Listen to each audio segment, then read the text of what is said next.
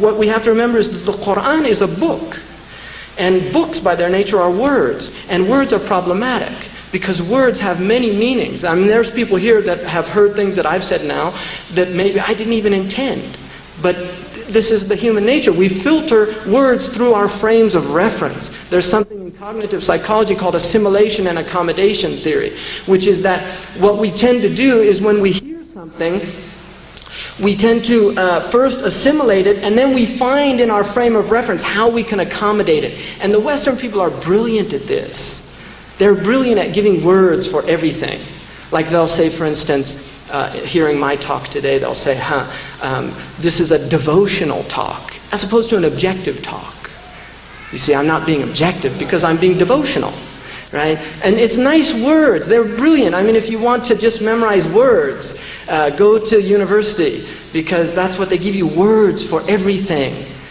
مَا هِيَ إِلَّا أَسْمَاءٌ سَمَّيْتُمُوهَا. They're just names that you named.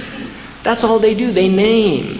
You see, because the gods of today are no longer Lat and Uzza and Manat and Wood and all the... No, they're concepts. Evolution.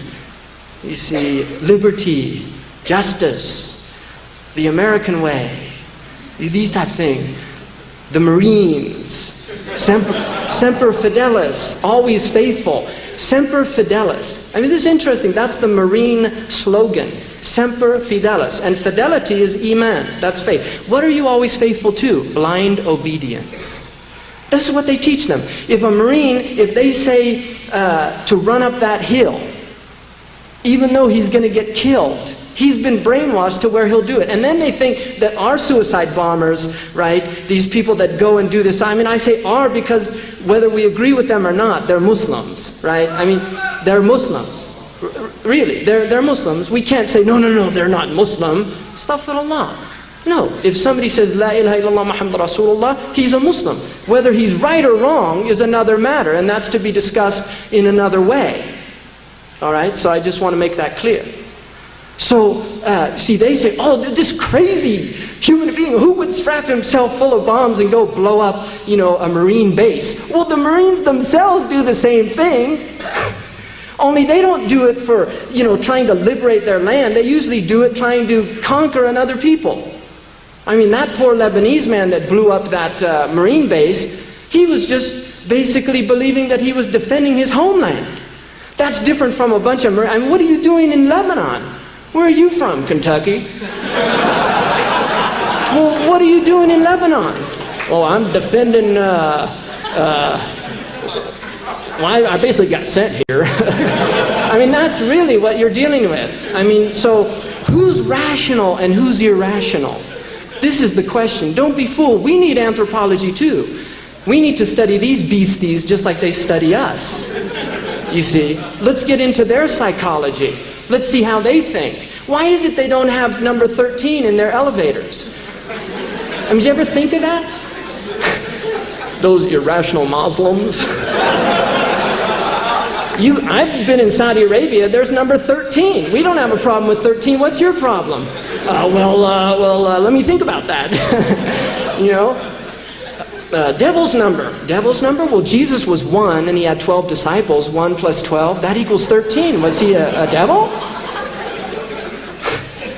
I mean, seriously. See, we fall into these traps of believing all this false dialectic. Now, why? Because we don't have intellectual tradition anymore. We've become people that really tend not to think like everybody else, which is unfortunate and has its own interpretations. But I got off on now where was I before that when I brought up the, do you remember?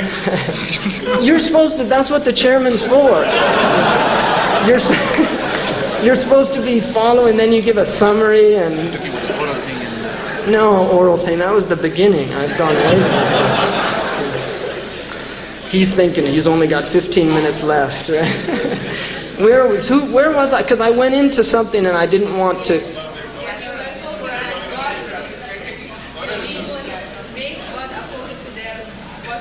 All right, yeah, kalam, theology, projection. I think that's where we were. Projection, projecting upon words. This is where I wanted to go. Words and the meanings of words. The Quran itself. Because the Quran is words, it has to be understood. Now, understanding the Quran means understanding Arabic language. إِنَّا أَنزَلْنَاهُ قُرْآنًا عَرَبِيًّا لَعَلَّكُمْ تَعْقِلُونَ. We have placed this into the Arabic language. The uncreated word of Allah is placed into the Arabic language. Why? In order that you know, by necessity, because it will necessitate your thinking. Now, one of the things about the Arabic language is that it's elliptical by nature. It's what in English they call ellipsis, the three dots, dot, dot, dot. In other words, they don't tell you the whole sentence. That's called an ellipsis. Well, in the Quran there's a lot of ellipsis. Why is that? Because ellipsis demands that you think. It forces you to think. When everything's spelled out for you, that does not force you to think. So by the nature, Allah does not want us to be passive reciters of the Quran. He wants us to be active studiers of the Quran. He wants to force us to think. لَعَلَّكُمْ تَعْقِلُونَ. And so what this necessitated was a need for the grammar.